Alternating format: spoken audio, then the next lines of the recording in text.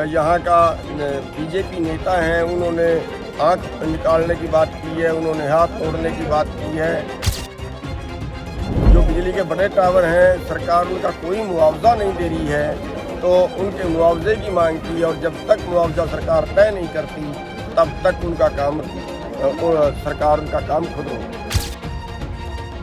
बहुत से केसों में हरियाणा के किसानों के सम्मन आ रहे हैं, उसमें ये प्रस्ताव पास किया गया है कि कोई किसान सम्मन पे ना जाए। किसी के खेत में जबरदस्ती कब्जा करने का कोई कानून नहीं है। जब तक वो मुआवजा नहीं देते तब तक सरकार अपना काम बंद करे।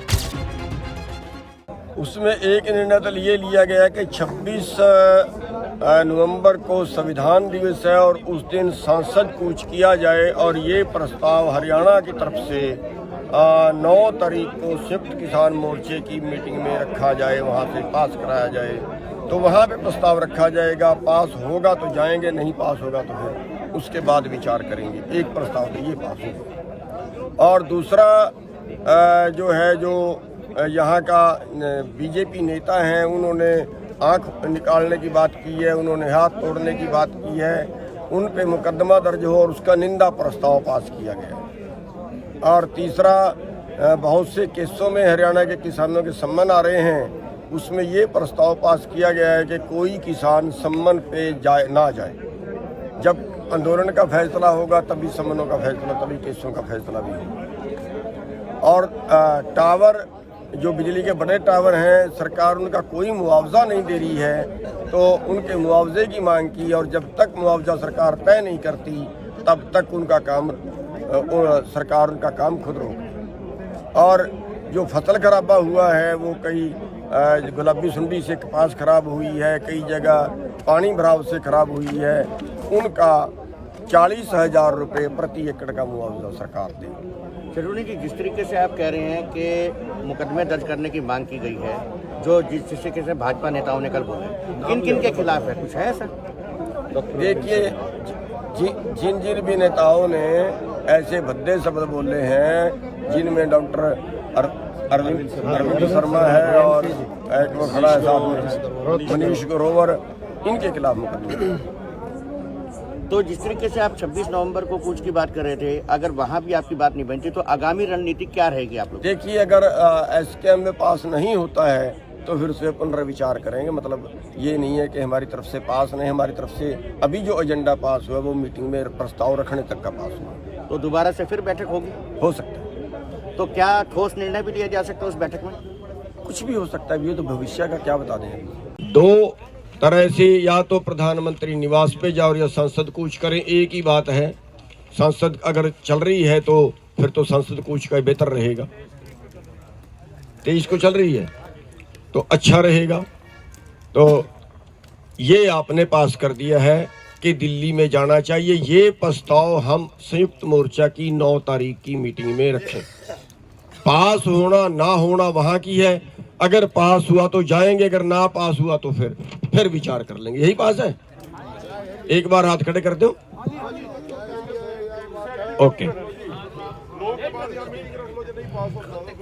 9 के बाद ही रखें, अभी उसकी घोषणा ना करें। एक निंदा प्रस्ताव आपकी पंचायत की तरफ से जो उन्होंने गलत बोला है, आज की पंचायत की तरफ से निंदा प्रस्ताव पास किया जाता है कि सरकार के नुमाइंदे, हमारे जो लीडर हैं, वो आंख निकालने के और हाथ तोड़ने की बात करते हैं। ये प्रस्ताव पास है आपकी तरफ से।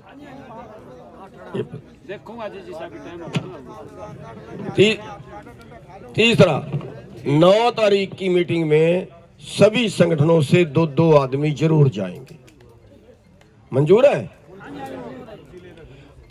नहीं, हर जिले के वहां नहीं बैठ सकते, हर वहां संगठन वाइज 2 आदमी बैठते हैं, ये असूल है वहां का। और 2-3 चीजों पे और आज चर्चा जो होनी थी वो मेरे ख्याल से रह गई है, उसको वैसे पास कर लेते हैं।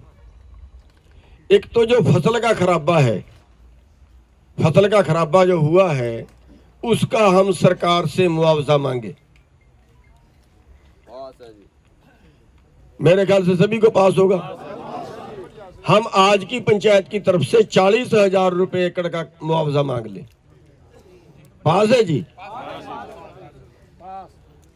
दूसरा, जो टावर है उनका मुआवजा नहीं मिल रहा है, हम आज की पंचायत की तरफ से ये पास कर दें कि या तो वो मुआवजा दें, कोई तय करें, और जब तक वो कोई कानून क्योंकि किसी के खेत में जबरदस्ती कब्जा करने का कोई कानून नहीं है, जब तक वो मुआवजा नहीं देते तब तक सरकार अपना काम बंद करे। टावर पास है। चलो, बहुत धन्यवाद। और तीसरा एक और बात यह है कि बहुत से किसानों के सम्मन आ रहे हैं, कईयों के कोर्ट से आ रहे हैं, कईयों के थाने से आ रहे हैं। तो आज हम ये प्रस्ताव पास कर दें कि कोई किसान ना तो कोर्ट का और ना थाने का ये सम्मन नहीं पकड़ेगा और ना वहां पे जाएगा। पास है जी। D5 ਚੈਨਲ ਪੰਜਾਬੀ ਹੁਣੇ ਸਬਸਕ੍ਰਾਈਬ ਕਰੋ, ਬੈਲ ਆਈਕਨ ਤੇ ਕਲਿੱਕ ਕਰੋ। ਬਾਣੀ ਗੁਰੂ ਗੁਰੂ ਹੈ ਬਾਣੀ, ਵਿੱਚ ਬਾਣੀ ਅੰਮ੍ਰਿਤ ਸਾਰੇ। ਗਿਆਨੀ ਸਾਹਿਬ ਸਿੰਘ ਜੀ ਸ਼ਾਹਬਾਦ ਮਾਰਕੰਡਾ ਵਾਲਿਆਂ ਨਾਲ ਕਰੋ ਸਿੱਧੀ ਗੱਲਬਾਤ ਤੇ ਜਾਣੋ ਗੁਰਬਾਣੀ ਦੇ ਅਰਥ।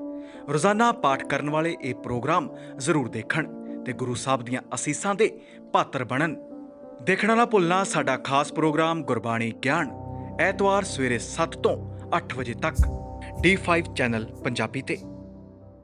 ਕੀ ਹੁੰਦੀ ਹੈ ਜਮਾਬੰਦੀ, ਕਿਵੇਂ ਬਣਦੀ ਹੈ ਵਸੀਅਤ, ਜ਼ਮੀਨ ਜਾਇਦਾਦ ਦੇ ਹਰ ਮਸਲੇ ਤੇ ਕਰਾਂਗੇ ਚਰਚਾ। ਦੇਖਣਾ ਨਾ ਭੁੱਲਣਾ ਸਾਡਾ ਖਾਸ ਪ੍ਰੋਗਰਾਮ naibtehsildar.com ਕਾਨੂੰਨ ਜਾਇਦਾਦ ਦਾ।